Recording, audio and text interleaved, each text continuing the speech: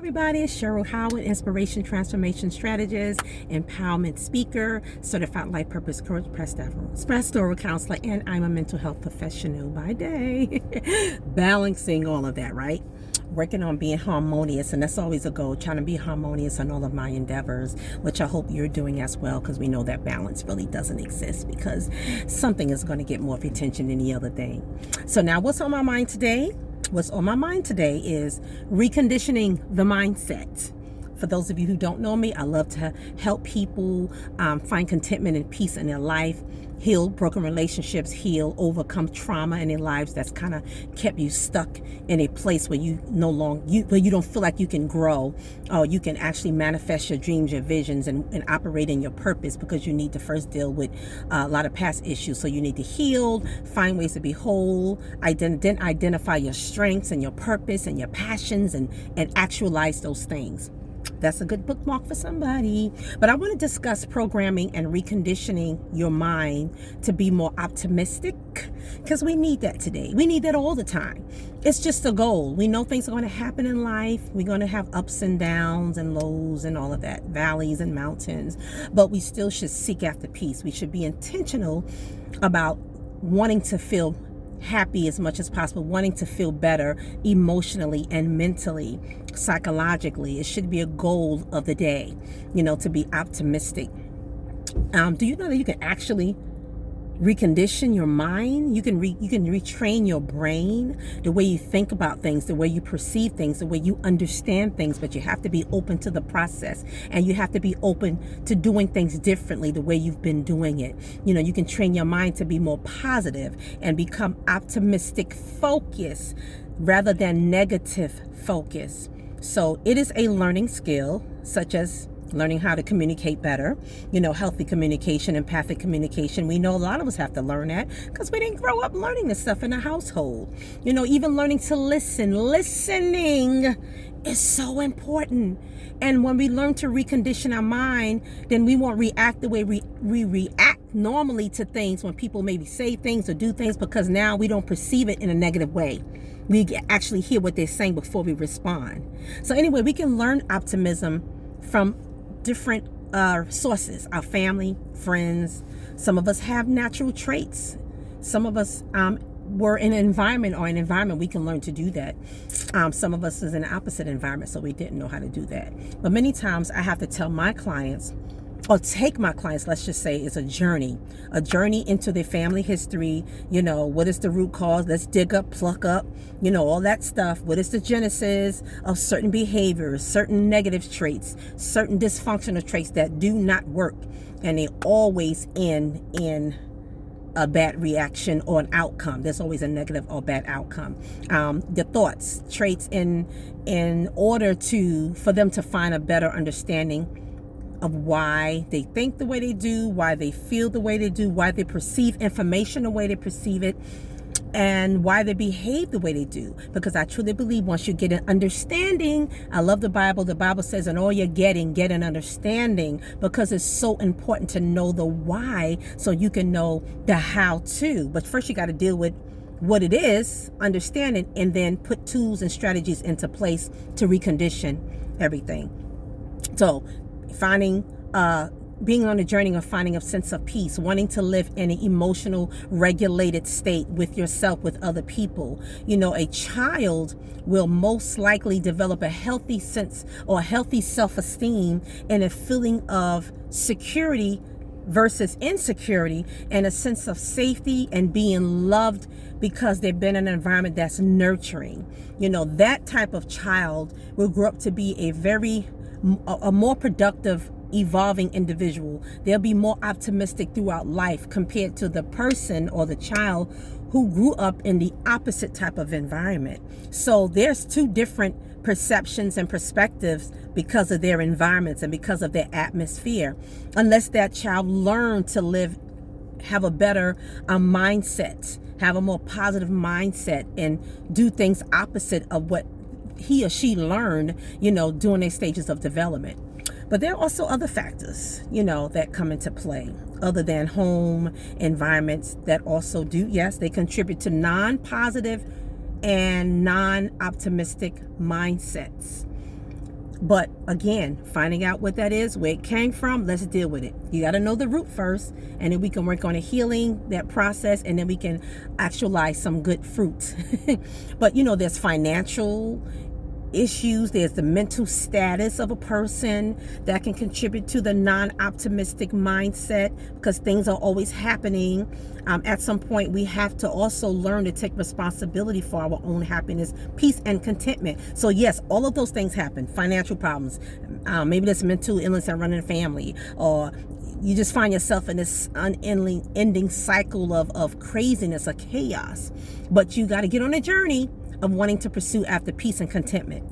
The optimistic person will be better at coping. So when you learn to do all of that stuff, you'll be better at coping and thriving in your life, not just existing, but you'll be thriving. There'll be an evolution, continuous. I especially want parents and premarital couples to have this mindset now, even before you become parents, so you can approach parenting from an optimistic point of view, mindset. You won't go into it with a dreadful feeling. I've seen kids, I work with kids and adults and families, but I've seen kids and know adults who inherited their parents' negative core beliefs. That's why it's important to understand, where did this thought come from? Like, wow. And they carry it over into their parenting and everything else. They develop a sense of pessimism and generational patterns of mistakes. And sometimes we're not aware of those things. We're not aware of those things, and we're projecting them onto everybody else. Look, shucks, many of us can identify the good and the bad that we may have learned from our family, because no human being is perfect and without flaws. There is not one. And y'all know I'm a Christian-centered life coach, so I love to quote the scriptures. And the Bible even says there's none righteous, no, not one. We believe as believers it's the righteousness of Christ that God sees, and he overlooks when we come to him. He'll forget our sins and throw them in the sea of forgetfulness, and he just see Christ in us. He knows that we are born into a dysfunctional world. So I believe we must walk in grace, empathy, and humility. But in order to walk in grace, that's my prayer for you, grace, empathy, and humility, we have to do that work. We have to want to change and recondition our minds some more better, more positive, more optimistic, and knowing that we continue to learn while we're on a journey, continue to grow.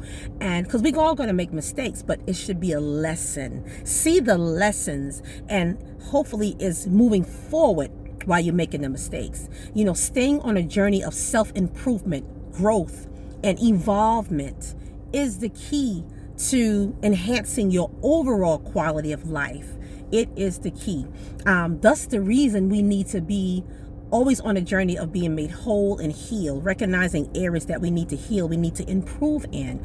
And it starts from within. And then because, things affect, whatever affects us on the inside, it affects our surroundings, business, our career, our jobs, people at work, our relationships, parenting, everything. And so let's look on the inside so we can manifest greatness on the outside, manifest healing and wholeness on the outside.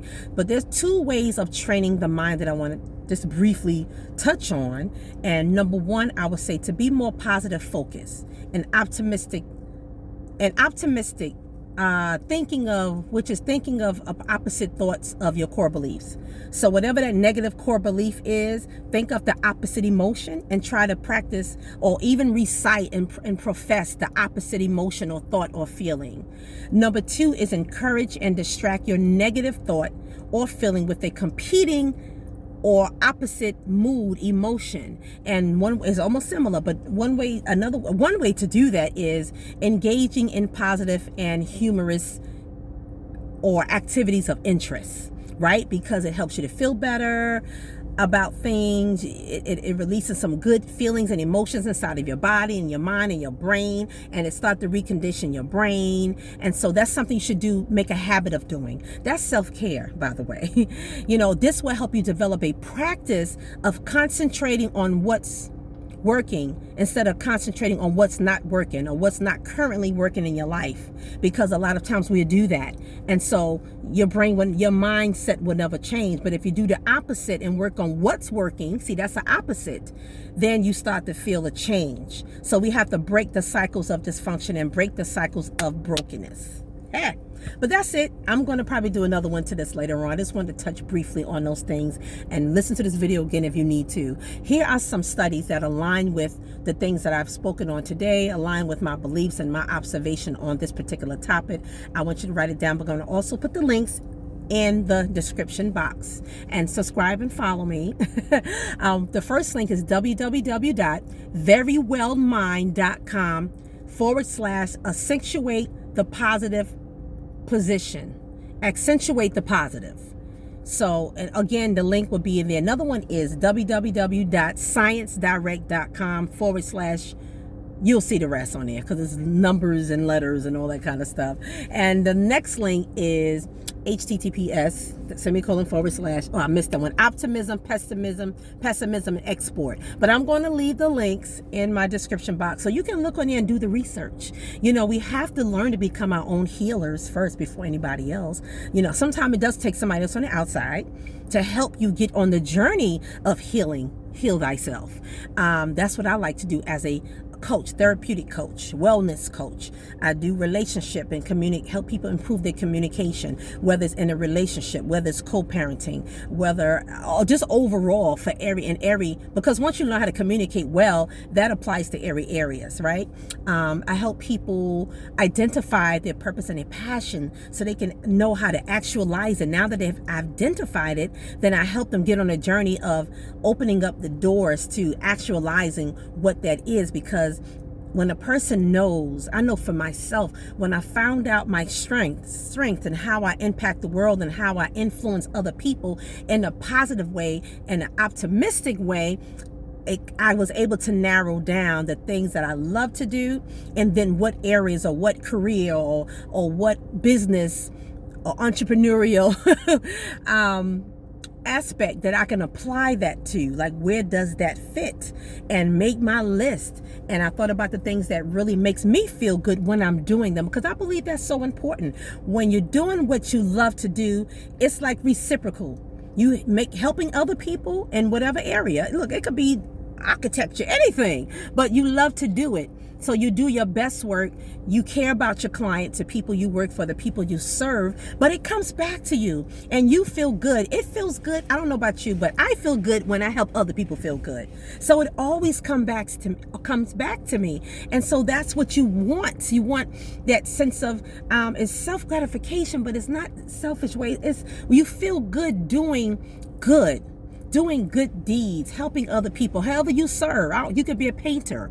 This apply to anything, not just stuff that I do like counseling and coaching. And no, whatever you do, if the mindset is to serve other people, it keeps you humble. I mentioned earlier, humility, a sense of empathy, compassion, and grace. That's going to come back to you, because I'm telling you, what you put out comes back. Whether it's in so many different areas. And if you're mindful of that, you will have those moments and go, okay, you'll see it, because you'll be living it. It'll manifest. You run into good people, good energy. The way you bless others, somebody will bless you as well, because you have given of yourself. So when you learn to come out of yourself and do all that inner work that I talk about, my gosh, it's just like you can see yourself doing so much more and having such a greater impact. And so that's what I like to help people do, enhance their overall quality of life, giving them tools, giving them strategies, being a cheerleader, But if you want to know more about my services and how I do VIP coaching, where I come along with you for either a whole day or 2 days, and we work together in different areas, and go and look at my specialties on www.CherylWhiteHoward.com. That is CherylWhiteHoward.com. And I have my programs that I work with individuals and families. So I do the Purpose and Passion project I was telling you about, helping people operate in that, and even branding themselves as well to a certain level where they show up in the world, no longer hiding behind the trauma and all the stuff that I mentioned. Helping again with communication, relationships, healthy relationships, not only with your loved one or your spouse, but with your children. And then I have, oh my God, I have a lot. The co-parenting and parenting, that's all under relationships and communication, because, you know, we need that. We need good communication in every area, as I mentioned before. And you'll see the rest right now. My brain is starting to shut down. I've been working with people all day now, so now I'm just going to relax and do what I need to do and get home. But when I have these little breaks, I try to do my little quick videos and offer you something that can help you. But follow me so you can see something every week. You know, I'm trying to be consistent as much as possible with my videos. So I may upload something on my YouTube channel. Please like and subscribe, by the way. Once or twice weekly, or 2 to 3 times a month. I don't get to do it as much because I am really out in the trenches working with my clients. Like I said, I do the one-on-ones. I go to my clients' homes, or we meet somewhere at a mutual place, and I also do virtual sessions online. So if you really feel like you need help in all the areas that I mentioned, and you'll see more of what I do. I have 3 or 4 specialty areas that I work with people on, and the therapeutic mentoring or therapeutic coaching you'll see as well with personal help. But I'm a certified life purpose coach, and so that just fit. That's my strength. I understood that I love to help people identify their purpose and operate in it. And I get joy out of that. I get joy when other people find that sense of meaning and purpose in life so they can thrive. I'm happy all day long. I'm happy. I'm good. I've served. I'm doing what I was called to do. And that is so important. And it helps me, because I'll have moments where I'm like, oh, you know, like anybody else. But at the end of the day, because I'm serving and I'm helping others, I find a lot of moments of a sense of contentment and peace. And that is so important. That is so important. Anyway, I'm going to go. My other website, my blog, I want you to visit my blog. It is www.getylifeback.com. The Y stands for your, but it's www.getylifeback.com. And it's almost the same information that's on CherylWhiteHoward.com is on GetYourLifeBack.com as well. Anyway, you be blessed until we meet again. Take care. Take care.